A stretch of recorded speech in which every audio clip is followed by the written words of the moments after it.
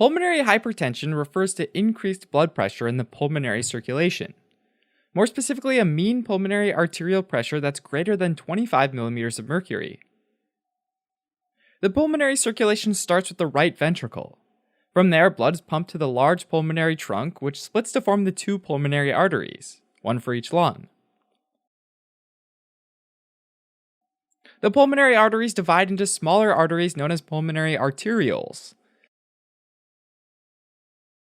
and then eventually into pulmonary capillaries which surround the alveoli, which are the millions of tiny air sacs where gas exchange happens. At that point, oxygen enters the blood and carbon dioxide enters the alveoli. The pulmonary capillaries drain into small veins that join to form the two pulmonary veins exiting each lung. And these pulmonary veins complete the circuit by delivering oxygen-rich blood into the left atrium. The blood pressure in the pulmonary circulation is normally much lower than the systemic blood pressure.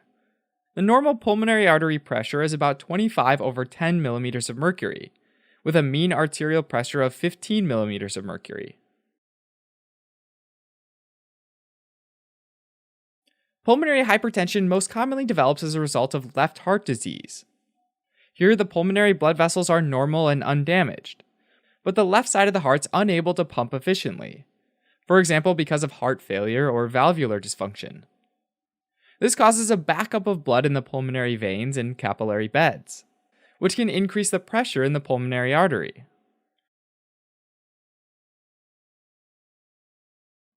Another cause of pulmonary hypertension is chronic lung disease, which typically causes hypoxic vasoconstriction. That's when some area of the lung is diseased and unable to deliver oxygen to the blood. To help adapt to this, the pulmonary arterioles in that area start to constrict. And this effectively shuttles blood away from those damaged areas of the lung and towards healthy lung tissue. But if the problem's widespread, like in individuals with emphysema, the mechanism can backfire. That's because there's widespread vasoconstriction of pulmonary arterioles, and that increases pulmonary vascular resistance in general. Increased resistance makes it hard for the right ventricle to pump out blood, a bit like pushing water through a narrow pipe as opposed to a wider pipe. So to make the same amount of blood flow through the pulmonary arterioles, the right side of the heart has to generate increased pressure, and that results in pulmonary hypertension.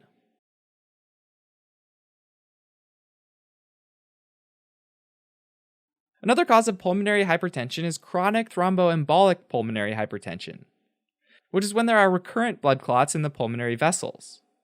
The clots can form because of an underlying clotting disorder, and can embolize or travel to the lungs.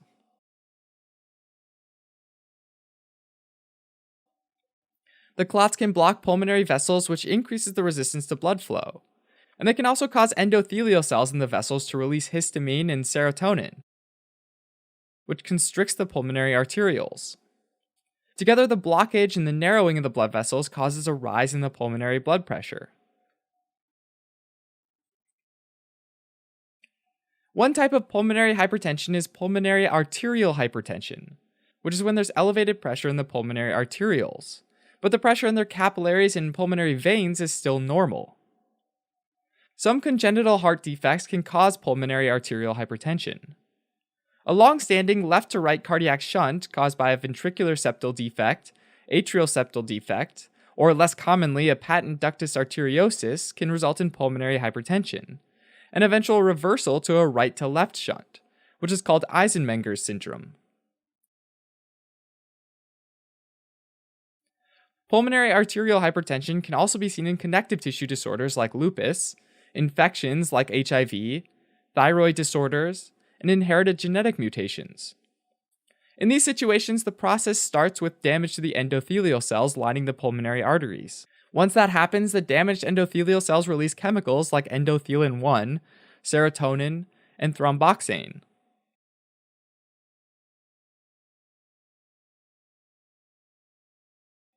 These chemicals make the pulmonary arterioles constrict and cause hypertrophy of the smooth muscles surrounding them. The damaged endothelial cells also produce less nitric oxide and prostacyclin, which have the opposite effect, They make the pulmonary arterioles dilate and inhibit smooth muscle hypertrophy. Regardless of the cause, once there's pulmonary hypertension, it has important consequences on the lungs and the heart. Fluid can start to squeeze out of the blood vessels in the lungs and can get into the interstitial space. The presence of excess fluid in the pulmonary interstitium is called pulmonary edema, and it can make it more difficult for gas exchange to happen. Pulmonary hypertension also makes it a lot harder for the right ventricle to pump blood, and over time it hypertrophies. This actually helps in the beginning, but eventually the muscles of the right ventricle get so bulky that their oxygen demand exceeds the oxygen supply, and it can lead to right-sided heart failure. When chronic lung disease causes right-sided heart failure, it's called cor pulmonale.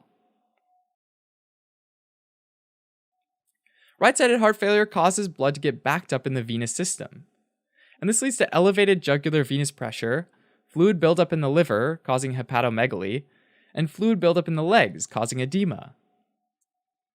Also, right-sided heart failure means that the left ventricle receives less blood, and to compensate for that, it has to pump harder and faster. Pulmonary hypertension can lead to severe shortness of breath. When pulmonary hypertension is caused by left-sided heart failure, there can also be orthopnea, which is when the shortness of breath is worse while lying flat. That happens because lying flat pulls more blood back from the veins into the heart, and extra blood only increases the hydrostatic pressure in pulmonary capillaries. The diagnosis of pulmonary hypertension is usually made with an echocardiogram that shows evidence of increased pressure in the pulmonary arteries in right ventricle. Follow-up tests can be done to identify the underlying cause. For example, spirometry can be done to look for chronic lung disease. Treatment for pulmonary hypertension typically involves giving supplemental oxygen. Other treatments are dependent on the underlying cause. If the cause is cardiogenic in nature, medications aimed at boosting the heart's performance or lowering the blood pressure can be helpful. In people with pulmonary arterial hypertension, medications like endothelin receptor antagonists and prostacyclins can be given. Alright, as a quick recap. In pulmonary hypertension, the mean pulmonary arterial pressure is greater than 25 millimeters of mercury. This can be due to left heart disease, chronic lung disease, or conditions that specifically cause pulmonary arterial hypertension. Regardless of the cause, it can lead to right-sided heart failure, which causes physical findings like elevated jugular venous pressure, hepatomegaly, and edema in the legs.